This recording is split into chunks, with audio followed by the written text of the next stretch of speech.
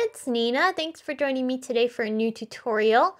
And today I'm featuring some new Sunny Studios stamps products for Sunny Studios' 3rd birthday celebration.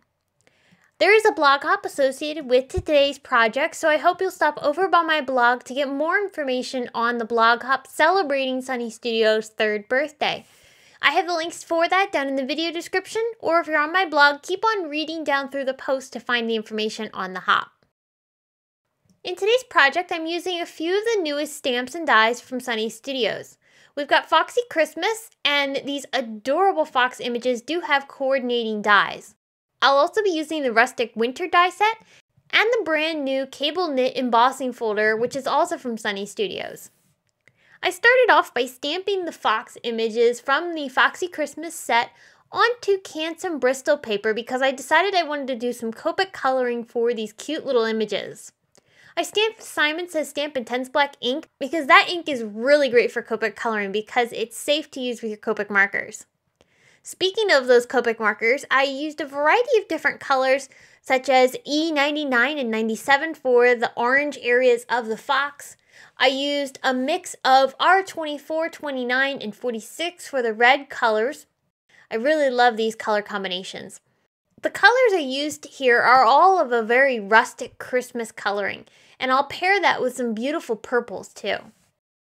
On each of the foxes, I used some E30 and E34 for the lighter areas of their bodies, and I also brought in some E70 markers for the tree trunks and the antlers on the one fox that looks like a reindeer. I colored the nose on that particular fox with the reindeer antlers to look like Rudolph. I have a little red nose. I'll cut these images out with the coordinating dies, and I used some ThermoWeb purple tape to hold them in place as I ran them through my die cutting machine. Also through my die cutting machine, I ran the trees from the Rustic Winter die set from Sunny Studios, and I cut that from both Canson paper and also some purple cardstock. I'm going to layer the white pieces cut from the Canson paper onto the purple pieces. The purple pieces are cut with the solid die, and then the white ones, those layered together to create those dark notches for those birch trees. Because I'm going to do purple for the night sky in my scene, I'm going to use purple to be the shadow colors on the trees. I think this really helps make the whole scene look more realistic, and it gives it that really great interest because of the different color rather than just a gray. I used some strokes along the sides of each of the trees to give them that great birch texture. Once my coloring was finished, I worked on my background. I'm blending onto some Strathmore Bristol Smooth cardstock with Distress Oxide ink colors, and I've already cut this panel down with the Neat and Tangled scalloped rectangle die.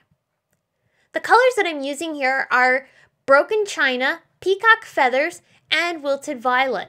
I'm blending these colors across the background to create a beautiful ombre sky, and this is going to have a really nice wintry feel to it when it's all finished. I'm going to continue adding color on here, making it as dark as I can, and afterwards I'll take some white acrylic paint and splatter this onto my background. Now because this is Oxide inks, this did react with the acrylic paint, so it did turn it a tint of the colors that are there, but I actually really like it because I'm going to add some other snowflakes on top, and it makes these snowflakes recede into the background more, so it gives the scene a lot of depth.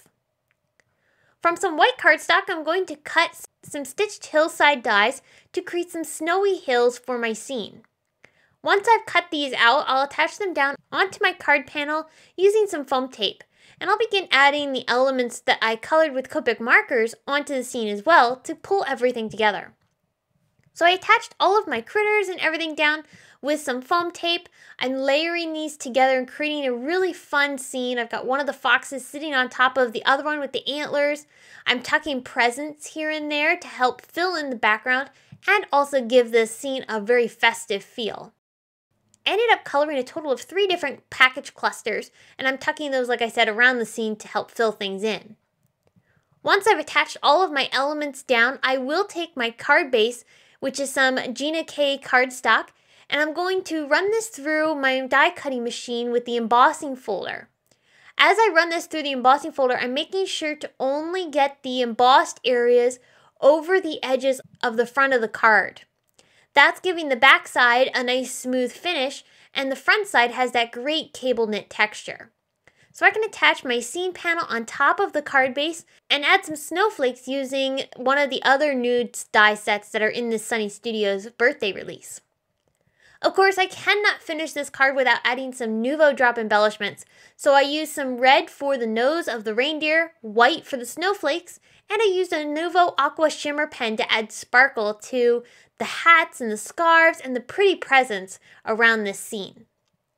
I love how all of these pieces from the new Sunny Studios release came together to make this very festive holiday card, and I hope that this scene has inspired you to create some scenes of your own, either with these new products from Sunny Studios or with stamps and dies that you already have in your stash. I hope that you enjoyed today's video and will come back again for more inspiration. On screen right now are 2 other videos you might like, and be sure to click the link on screen or in the video description to be able to head on over to my blog to see more information and participate in the blog hop. I'll see you again very soon with more inspiration, and until then, have a great day. Bye!